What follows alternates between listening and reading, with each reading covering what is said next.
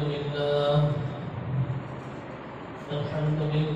نحمده ونستعينه ونستغفره ونؤمن به ونتوكل عليه ونعوذ بالله من شرور أنفسنا ومن سيئات أعمالنا من يهدي الله فلا مضل له ومن يضلله فلا هادي له ونشهد أن سيدنا وسندنا ومولانا محمدا عبده ورسوله أما بعد أعوذ بالله من الشيطان الرجيم بسم الله الرحمن الرحيم واستعينوا بالصبر والصلاة صدق الله العظيم وقال النبي صلى الله عليه وسلم إن الصدقة لتدفع غضب الرب أو كما قال عليه الصلاة والسلام رب اشرح لي صدري ويسر لي أمري واحلل عقدة من لساني يفقهوا قولي رب زدني علما اللهم صل على محمد في أول وفي أوسط وفي آخر كلامنا. معزز سامعین، بزرگان دین، نوجوانان اسلام، دنیا انسان کے لیے مصیبت اور آزمائش کی جگہ ہے. اس آزمائش اور مصیبت پر جو بندہ صبر کرتا ہے، استقامت کے ساتھ اللہ کے احکام کی پیروی، نبی علیہ السلام کی اتباع میں اپنی زندگی گزارتا ہے، اللہ رب العزت کو ایسے بندے انتہائی پسندیدہ اور اللہ کے دربار میں ان کا مقام و مرتبہ بھی انتہائی بلند ہے. کرونا کی وبا 3-4 سالوں سے انسانیت کی کمر توڑ چکی ہے. پتہ نہیں کتنے اس وبا کی مرض میں شکار ہو کر دنیا سے چلے گئے. یہ تیسری لہر جس میں حکومت کی طرف سے بھی اعلانات جاری ہو رہے ہیں، ایسے موقع پر ہمیں گھبرانے کی، پریشان ہونے کی ضرورت نہیں ہے. اللہ کے نبی علیہ السلام نے بڑی پاکیزہ رہبری و رہنمائی فرمائی. مصیبتیں 3 قسم کی ہوتی ہیں. ایک مصیبت وہ ہے جو اختیاری ہے، ایک وہ ہے جو غیر اختیاری ہے، ایک مصیبت وہ ہے جو ہمارے اعمال اور افعال کی وجہ سے انسانوں پر عائد کی جاتی ہے. غیر اختیاری جو مصیبتیں ہیں، جیسے موسم بدلتا ہے، مہینوں کے اعتبار سے، دن کی تبدیلیوں کے اعتبار سے،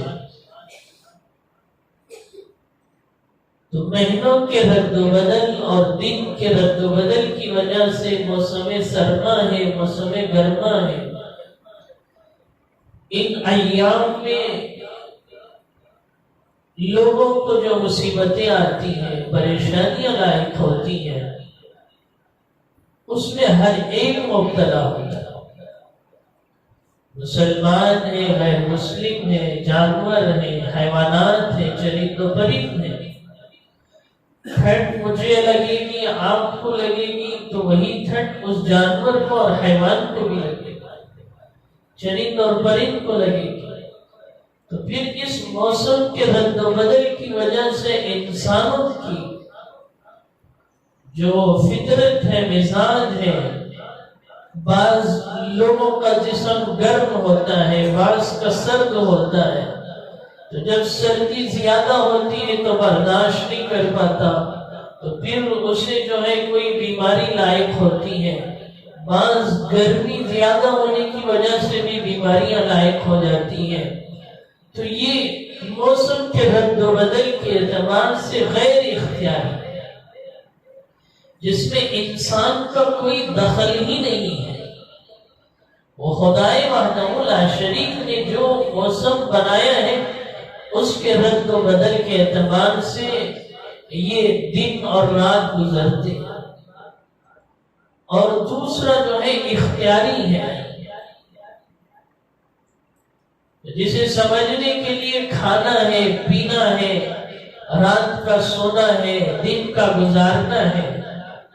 کھانے کی ایک حد متعین کی گئی، اس انسان کو بتایا گیا کہ اس حد میں کھاؤ پیو گے تو تمہاری صحت رہے گی اور تمہاری زندگی کے ایام اچھے گزریں گے۔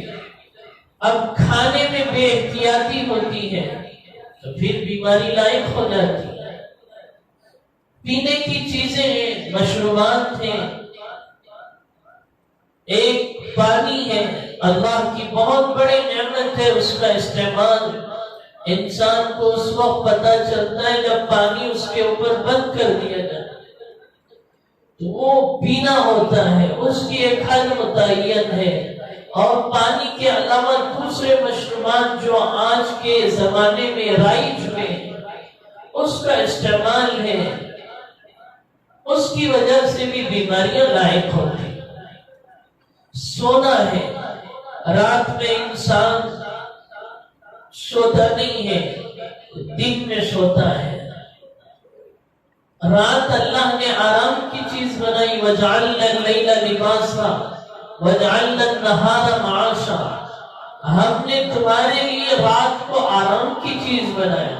لباس سے تشبیہ دی کہ انسان کے جسم میں جب لباس رہتا ہے تو اسے سکون ملتا ہے، اور جب لباس نکل جاتا ہے تو اس کا سکون چھین جاتا ہے۔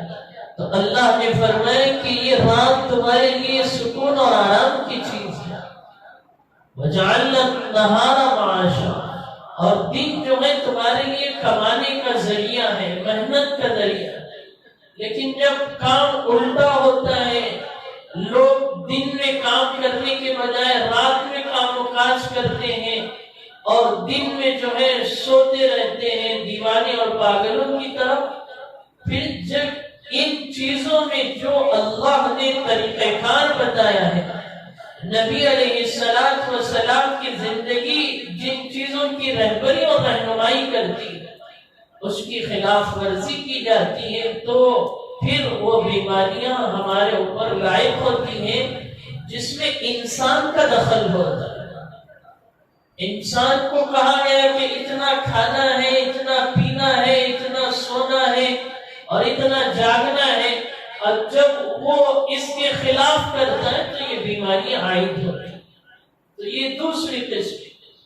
تیسری قسم وہ ہے جو ہمارے اعمال اور کرتوتوں کی وجہ سے ہمارے اوپر اللہ کی طرف سے عذاب کے طور پر نازل ہوتا ہے۔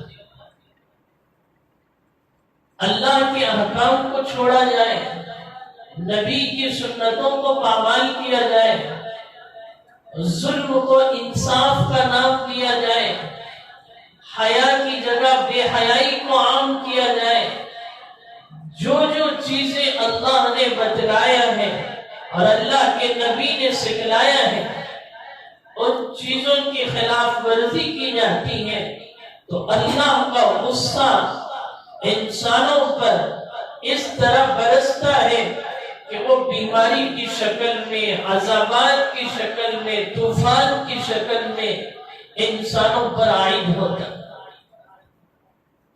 کرونا بھی یہ تیسری قسم کہ پہلی وبا، دوسری وبا، تیسری وبا، لیکن اللہ کے احکام کی پیروی میں کوئی مسلمان مسجدوں کو آنے والا، مسجد کو آباد کرنے والا، قرآن کی تلاوت کرنے والا، ذکر و اذکار کا اہتمام کرنے والا نہیں، بلکہ اور زیادہ گناہوں پر کھڑے ہو رہے ہیں، اللہ کے احکام کی خلاف ورزی کر رہے ہیں، اللہ کو ناراض کر رہے ہیں۔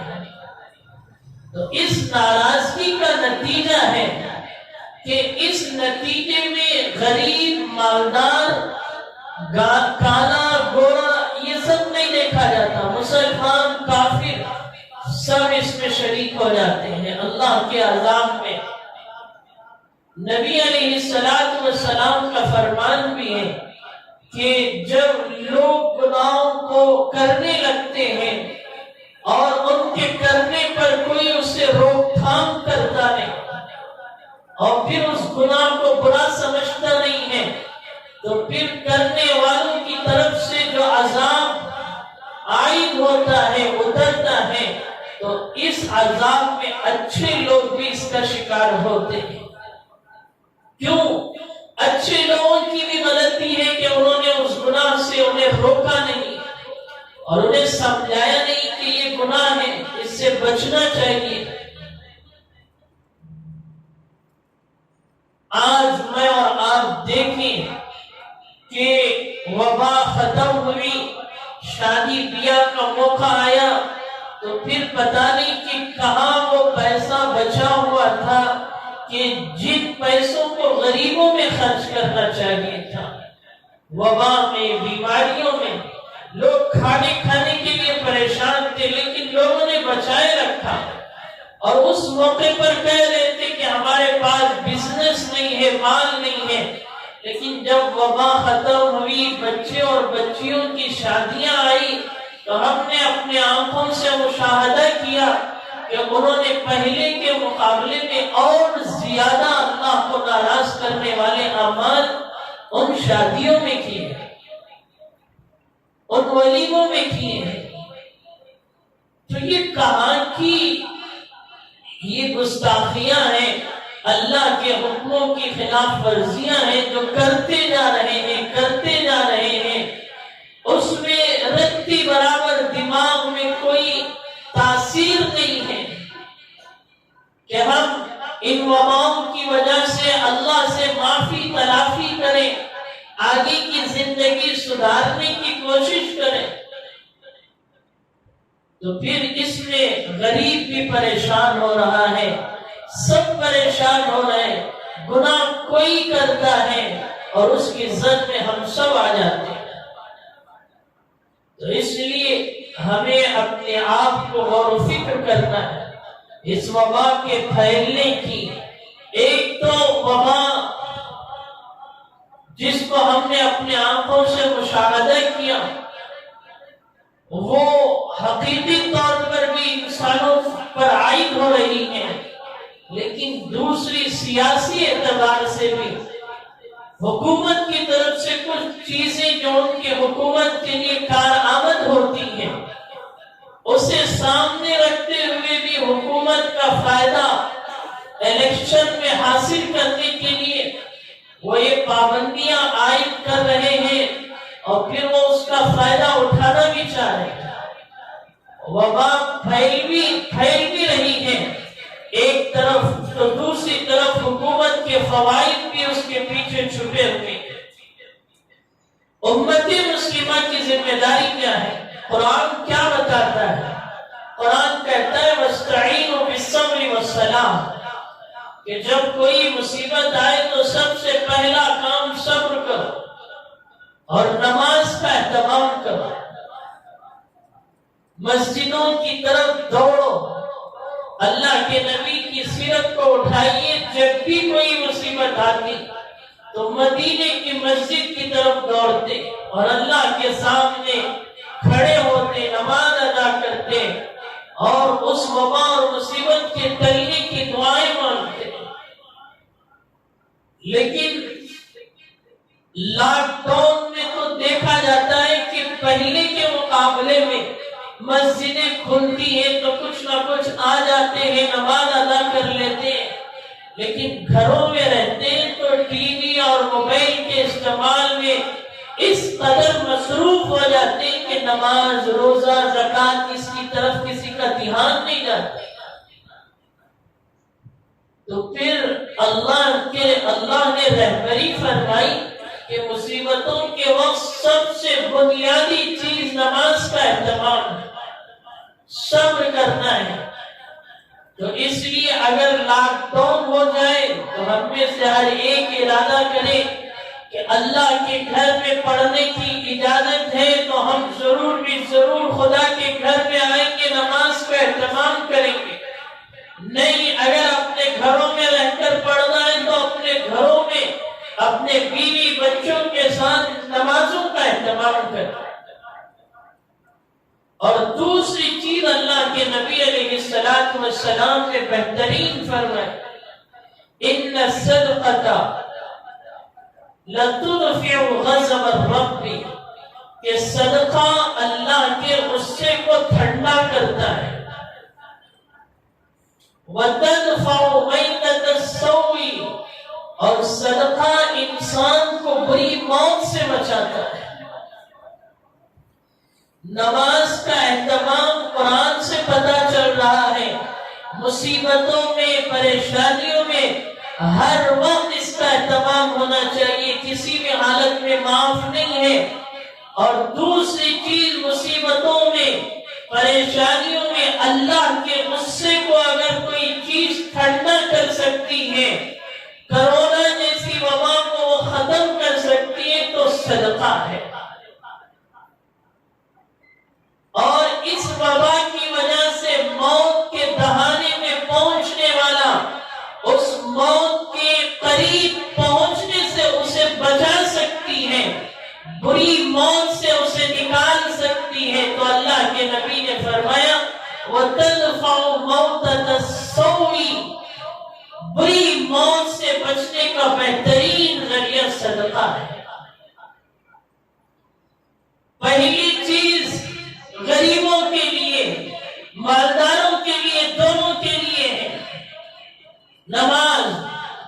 دوسری چیز صدقہ، کہ اس وبا کی وجہ سے جو لوگ پریشان ہیں، تمہارے گھر میں اچھے اچھے کھانے پک رہے ہیں اور 3 وقتوں میں لذیذ کھانے تم حاصل کر رہے ہو، لیکن اپنے ارد گرد جو پڑوسی ہیں، رہنے والے ہیں، ان کی دیکھ بھال کرو، ان کے لیے اناج کا اور ان کی دوسری ضروریات کا انتظام کرو۔ روزانہ کام کاج کرنے والے جو ہوتے ہیں، دن میں ڈھیرے لگا کر 100 روپے 200 روپے کمانے والے، اب جب ان کے ڈھیرے بند ہو جائے لگانا اور جب ان کے روزی کے دروازے بند ہو جائیں، تو اب جو روزانہ کا کھانا ان کے گھر میں پکنا چاہیے، وہ آمدنی نہ ہونے کی وجہ سے وہ بند ہو چکا ہے۔ تو اب مالداروں کی ذمہ داری ہے کہ وہ صدقہ اور خیرات کے ذریعے ان غریبوں کے ساتھ اچھا معاملہ کرے، حسن سلوک کرے۔ تو یہ لاک ڈاؤن میں 2 ذمہ داریاں مجھ پر اور آپ پر عائد ہوتی، اور صدقہ اور خیرات میں غریب، مسکین، ہر ایک کا خیال کیا جائے۔ کوئی آپ کے علاقے محلے میں ایسا آدمی نہ رہے جس کے گھر میں کھانے پینے کی چیزیں نہ ہو، وہ اس سے محروم رہے۔ اللہ نے مال دیا ہے تو یہ مال بہت بڑی نعمت ہے۔ کیوں دیا اللہ نے مال؟ مال اس لیے دیا ہے کہ میں اپنے حکموں پر اسے لگانے کا حکم دیتا ہوں اور اسے آزماتا ہوں، دیکھتا ہوں کہ غریب کے گھر میں پریشانی ہے، فاقے ہیں، چولہا جل نہیں رہا ہے۔ اب اللہ کہتے ہیں کہ اب تیرا مال جو میں نے دیا ہے اس پر خرچ کر۔ اگر وہ خرچ نہیں کرتا ہے تو وہ پھر اللہ کے حکموں کی خلاف ورزی کر رہا ہے، اللہ کو ناراض کر رہا ہے۔ کتنے لوگ دکان کھولتے ہیں لیکن گاہک نہ آئے، گاہک کا بھیجنے والا کون ہے؟ خدائے وحدہ لا شریک ہے۔ ہزاروں کی، لاکھوں روپیوں کی ان کے پاس جو ہے سرٹیفکیٹ ہوتی ہے اور دنیاوی تعلیم یافتہ لوگ ہوتے ہیں، در در کی ٹھوکریں کھاتے ہیں ملازمت کے لیے، ملازمتیں حاصل نہیں ہوتی۔ کون ملازمتوں کا دینے والا؟ آپ کی دکانوں میں تاجر، گاہک کو بھیجنے والا کون ہے؟ خدائے وحدہ لا شریک ہے۔ اگر وہ نہ بھیجے تو سارا دن آپ دکان کھولتے رہیں اور دکان پر بیٹھے رہیں لیکن کوئی مکھی بھی آپ کے دکان پر نہیں آئے۔ ان ساری چیزوں پر غور و فکر آپ کریں گے تو آپ کو پتہ چلے گا کہ مال و دولت کا دینے والا اللہ ہے۔ اور علماء نے مسائل لکھے کہ لاک ڈاؤن میں گھر کے جو کرائے ہوتے ہیں کیا کیا جائے؟ مالک مکان اس کا حقدار ہے۔ شریعت کہتی ہے کہ جو آدمی رہ رہا ہے وہ اسے استعمال کر رہا ہے، تو اب لاک ڈاؤن ہو یا لاک ڈاؤن نہ ہو، دونوں صورتوں میں مالک مکان کو کرایہ دینا ہے۔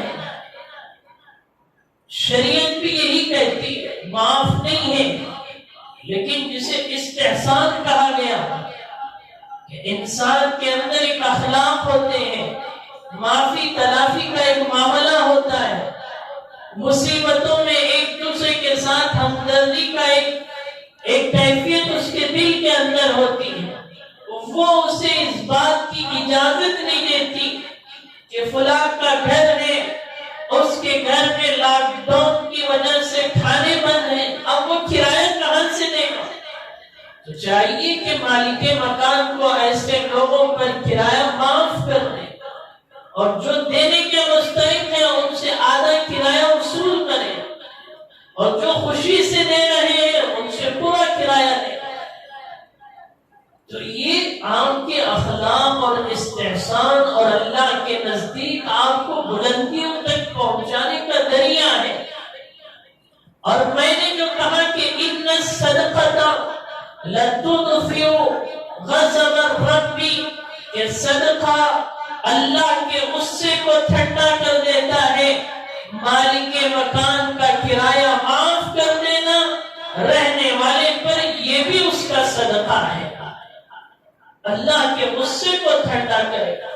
وَتَدْفَعُ مَوْتَةَ السَّوْءِ، اگر کوئی وبا اسے پہنچ جائے تو اس نے جو معافی کے ذریعے غریب کی زبان سے جو دعائیں حاصل کی ہیں اللہ کے عرش کو اس قدر چھوئے گی کہ وہ بری موت سے بچنے کا ذریعہ بن جاتا ہے۔ لیکن دیکھنے میں عام طور پر یہ آیا کہ رحم و کرم کے نام کی چیزیں مالک مکان والوں پر نہیں ہوتی۔ ایک علاقے میں چند مالدار رہتے ہیں، ایک گلی میں رہتے ہیں، تو گلی کے مالداروں کی ذمہ داری ہے کہ کس گلی میں کون سے گھر میں فاقے ہیں۔ مالدار جس طرح دوسرے موقع پر میٹنگیں کرتے ہیں، اس موقع پر بھی میٹنگ کر کے لوگوں سے پیسہ وصول کر کے ان گھروں میں راشن پہنچایا جائے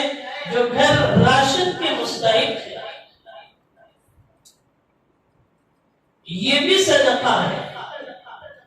رشتہ دار ہیں، بھائی بہنیں ہیں، خالازاد ہیں، پھوپھوزاد ہیں، ان کے گھروں کے احوال معلوم کریں. کسی کے ذریعے معلوم کر کے ان کے گھروں میں بھی جو ضرورت کی چیزیں ہیں وہ پہنچائی جائیں. ایک مسلمان کی پہچان ہے، اللہ کے قرب کی علامت ہے. یہ چیزیں ختم ہو جائے گی تو پھر انسانیت ختم ہو جائے گی، انسانیت کا وجود ختم ہو جائے گا. اسی لیے آج دیکھنے میں آ رہا ہے کہ ظالم کو انصاف منصف بنا کر لوگ پیش کر رہے ہیں کہ وہ تو ظلم کر رہا ہے، لوگ کہہ رہے ہیں کہ انصاف والا ہے. جب لوگوں کے حقوق کی ادائیگی میں کوتاہی ہوگی تو اس طرح کے حالات ہم اپنے آنکھوں سے مشاہدہ کریں گے، دیکھیں گے. اور اس کے ساتھ ساتھ آپ کے مساجد ہیں، کتنے مساجد علاقے کے ہیں. ہم نے یہ دیکھا کہ لوگ مساجد کے ائمہ اور علماء ان سے کوئی پوچھتا نہیں، اور وہ الحمدللہ اتنے باغیرت ہوتے ہیں کہ وہ کسی کے دروازے پر جاتے بھی نہیں. آپ نے کسی لاک ڈاؤن میں کسی عالم کو راشن کی لائن میں لگے ہوئے، کسی مؤذن کو لگے ہوئے نہیں دیکھا ہوگا. کیوں؟ ان کی وہ غیرت گوارا نہیں کرتی کہ جو خدا مجھے 8-10 پر میری روزی چلا رہا ہے، میں کسی کے پاس جا کر کیوں بھیک مانگوں. علاقے کے لوگوں کی ذمہ داری ہے کہ اپنے علاقے کے علماء حفاظ کی خبرگیری کریں. ان کے مساجد میں کوئی آمدنی کا ذریعہ نہیں ہے تو ان کے لیے تنخواہوں کا انتظام کریں. لاک ڈاؤن میں راشن کی ضرورت ہے تو اس کا انتظام کریں. عام آدمی کو صدقہ یہ عبادت ہے، لیکن کسی عالم یا طالب علم یا کسی اللہ کے نیک بندے مؤذن کی دیکھ بھالی پر آپ کو 2 اجر ملیں گے. ایک تو صدقے کا، اور دوسرا اس کے کھانے کے بعد وہ جو نمازیں پڑھے گا، ذکر و اذکار کرے گا، قرآن کی تلاوت کرے گا، مؤذن 5 وقت اللہ کی طرف لوگوں کو بلائے گا اور دوسرے نیک کام کرے گا، تو وہ اس سارے نیک کام میں آپ کا بھی ثواب برابر کا شریک. اس لیے کہ آپ کے پیسوں سے اس نے اپنی زندگی کا حصہ آگے بڑھایا ہے. تو اس لیے مساجد کے ائمہ اور علماء کی اس موقع پر خاص طور پر نگرانی کی جائے. دیکھا یہ گیا کہ ذمہ دار حضرات لاک ڈاؤن میں جتنے علماء نے مکتب میں بیٹھ کر 2-2.5 ہزار روپے میں انہوں نے آپ کے بچوں کی دینی تربیت اور پرورش کی ہے، ان ظالموں نے جن کو آپ نے ذمہ دار بنا کر بیٹھا ہے، لاک ڈاؤن میں انہوں نے علماء کو اجرتیں نہیں دی. 2,500-5,000 روپے کوئی اہمیت ہے؟ مسائل علماء نے لکھے کہ کوئی مؤذن ہے، امام ہے، لاک ڈاؤن کی وجہ سے وہ خدمت نہیں کر رہا ہے تو اس کی اجرت کا کیا مسئلہ ہے. علماء نے لکھا کہ وہ اس کا حقدار ہے، اسے دیا جائے. لیکن ذمہ دار آپ نے ایسے بٹھائے ہیں، اور آپ حضرات بھی کہیں گے کہ کیوں خدمت کے بغیر اجرت دیں. آپ کا دل بھی گوارا نہیں کرتا، کیوں گوارا کرے؟ اللہ کے پاس بڑی پوچھ ہے ان چیزوں کی. اس لیے ہمیں چاہیے کہ ہم لاک ڈاؤن کے اندر بیماروں کی عیادت کریں، ان کی دیکھ بھالی کریں، غریبوں کی پریشانیوں کو دور کرنے کی کوشش کریں، علماء کی قدر کریں، ان کے لیے تنخواہوں کا نظام بنائیں. اللہ کا فضل ہے کہ ہماری اس مسجد میں گزشتہ 2 لاکھ دونوں میں بھی جو اساتذہ فل ٹائم مسجد میں رہے ہیں، ہم نے ان کی تنخواہ میں کوئی کٹوتی نہیں کی، لیکن جو اساتذہ پارٹ ٹائم آتے تھے صبح و شام، آمدنی تو نہیں تھی لیکن کچھ مخصوص احباب کو ہم نے فون کے ذریعے بات کر کے ان کی تنخواہیں جتنی ہو سکی 50 سے 60% ہم نے ادا کرنے کی کوشش کی۔ اگر پوری مل جاتی تو پوری بھی ادا کرتے۔ تو ایسا چاہیے کہ ہم مسجد کے جو مصلیان ہیں جن کو اللہ نے دیا ہے، تو وہ اس موقع پر مسجد کے ملازمین کے لیے معلومات کرے کمیٹی کے احباب سے کہ ان کی تنخواہیں جاری ہیں یا بند کر دی گئی۔ جاری نہیں ہے تو اللہ نے آپ کو دیا ہے تو آپ کہیں کہ میری طرف سے 2500 روپے فلاں استاد کے لیے ایک کلاس کی پڑھانے کی اجرت جو ہے 2500 روپے آپ جو اجرت دے رہے ہیں قرآن کی، وہ اجرت قابل قبول نہیں، اس کی کوئی حیثیت نہیں، وہ تو اس سے زیادہ کا مستحق ہے۔ لیکن اللہ نے ان علماء کے اندر وہ سب استقامت دیا کہ وہ ان پیسوں پر بھی اللہ سے راضی ہوتے ہوئے وہ اپنی زندگیاں گزارتے چلے جاتے ہیں۔ لوگوں کو یہ چیزیں دکھتی نہیں ہیں۔ ہمیں چاہیے کہ ہم ان چیزوں پر غور و فکر کریں۔ ہفتہ اتوار یہ 2 دن لاک ڈاؤن کے پورا مکمل لاک ڈاؤن رہے گا آج شام سے، لیکن حضرت امیر شریعت دامت برکاتہ نے کہا کہ 50% مصلی نماز پڑھ سکتے ہیں۔ آپ مسجد آئے، مسجد کھلی رہے گی، گاڑی سواریاں گھروں کے پاس کھڑا کر کے آئیں، پیدل چل کے آئیں، نماز فرض ادا کریں سوشل ڈسٹینس کے ساتھ اور فوراً اپنے گھروں میں چلے جائیں۔ دوسری جو کاروائیاں ہیں وہ گھروں میں ادا کرنے کی سنتیں ہیں، نوافل ہیں، اس کا اہتمام کریں، اس لیے کہ ہماری نمازیں مسجد میں بھی ادا ہو جائیں اور دوسرے لوگوں کو پریشانیاں بھی نہ ہو، حکومت کی نگاہ والوں کو۔ تو اس چیز کا اہتمام کرنے کی کوشش کریں۔ ابھی لاک ڈاؤن پوری طرح سے عائد نہیں ہوا ہے تو اپنی دینی دعوتی تحریکوں کو جاری رکھیں، نمازوں کا مسجد میں اہتمام کریں، مکاتب میں بھی بچوں کو ماسک کے ساتھ سوشل ڈسٹینس کے ساتھ ہم نے ترتیب بنائی ہے کہ ایک کلاس میں ہمارے پاس تقریباً 20 بچے ہوتے تھے تو ہم نے 2 کلاس 40 منٹ کی، 1.25 گھنٹے کی کلاس ہوتی تھی تو ہم نے 2 کلاسیں بنا دی کہ 10 بچے پہلے 40 منٹ میں پڑھ لیں اور بعد میں 10 بچے 40 منٹ میں پڑھ لیں، اس لیے کہ قرآن کی تلاوت، نمازوں کا اہتمام، اللہ کا ذکر، یہ وہ چیزیں ہیں جو اچھی مصیبتوں کو بھی دور کر دیتی ہیں۔ یہ جو حکومت کی طرف سے قانون ہے، اس کے قانون کے حساب سے مسجدوں کو بند کرنا پڑ رہا ہے، مکاتب کو بند کرنا، مدارس کو بند کرنا پڑ رہا ہے، ورنہ شریعت تو یہ کہتی ہے کہ ایسے موقع پر مسجدوں کو جاؤ، نمازوں کا اہتمام کرو، اپنے گناہوں سے معافی تلافی کرو۔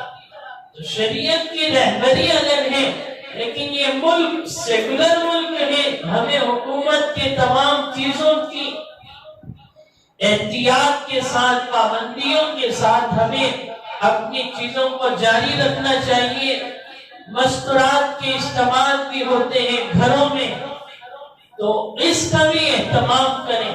اپنی خواتین، آپ حضرات جمعہ میں آ جاتے ہیں تو کچھ نہ کچھ دین کی باتوں سے واقف ہو جاتے ہیں، لیکن آپ کی خواتین کے اندر دینی بیداری آنے کے لیے دعوت و تبلیغ کی محنت کے ذریعے اجتماع گلی گلی میں رکھے گئے تاکہ اپنے عورتوں میں دینداری آئے۔ لوگ کہتے ہیں کہ عورتوں کو باہر نکالا جا رہا ہے، عورتیں باہر نکلتی ہیں، حضرت مولانا الیاس صاحب علیہ الرحمہ جو اس تحریک کے بانی ہیں، انہوں نے کہا کہ عورتیں باہر نکل چکی ہیں، ہم نے صرف جگہ تبدیل کی ہے۔ عورتیں بے حیائی کی جگہ، بازاروں کی جگہ، زنا کی جگہ اور راستے اور چوراہوں پر نکل چکی ہے۔ ہم نے صرف جگہ تبدیل کی کہ راستوں کی جگہ اور چوراہوں اور غلط جگہوں سے بچا کر انہیں دین کی مجلسوں میں بٹھایا جائے اور ان کا ذہن بنایا جائے اور انہیں نماز، روزہ، قرآن کی تلاوت کی طرف انہیں آمادہ کیا جائے۔ ورنہ عورتیں تو باہر نکل چکی ہیں، جگہ تبدیل ہوئی ہے۔ اس لیے آپ اپنی مسجد کی مسجد وار جماعت میں جن جن گھروں اور گلیوں میں جو جو گھر آتے ہیں، اپنی مستورات کو وہاں بھیجیں تاکہ ان کے اندر بھی دینی بیداری پیدا ہو اور وہ قرآن اور احادیث کو سمجھ کر زندگی گزارنے والے بنے۔ اللہ مجھے اور آپ کو ان ساری باتوں پر عمل کی توفیق نصیب فرمائے۔ میں اس موقع پر گزشتہ 2 لاکھ دونوں میں جن احباب نے اپنی مال کے ذریعے مسجد کے لیے تعاون کیا ہے، میں ان سے دوبارہ اپیل کرتا ہوں، آپ سے بھی اپیل کرتا ہوں کہ آپ جو ہے مسجد کے تعاون کو برقرار رکھیں اور مسجد کے لیے خوب تعاون کرتے رہیں۔ اللہ تعالیٰ جلد سے جلد اس وبا کا خاتمہ فرمائے، اور اگر وبا نہیں ہے تو اگر دشمن کی سازشیں ہیں، اللہ تعالیٰ دشمن کی سازشوں سے ہم سب کی حفاظت فرمائے۔ جمعہ کی نماز ہے، احباب زیادہ جمع ہوتے ہیں، آپ حضرات جب صفے لگائیں تو درمیان میں تھوڑا تھوڑا فاصلہ رکھ لیں اور ماسک استعمال کر لیں تاکہ نماز جو ہے حکومت کے بتائے ہوئے گائیڈ لائن اور حضرت امیر شریعت دامت برکاتہم نے بھی اس کی درخواست کی ہے، اس کے مطابق کی جائے۔ اور ہفتہ اتوار جو ہے اپنے گھروں میں رہیں، بچوں کی حفاظت کریں، باہر گاڑی سواریاں دے کر بھیجنے سے بالکل پرہیز کریں۔ آمین وآخر دعوانا الحمدللہ۔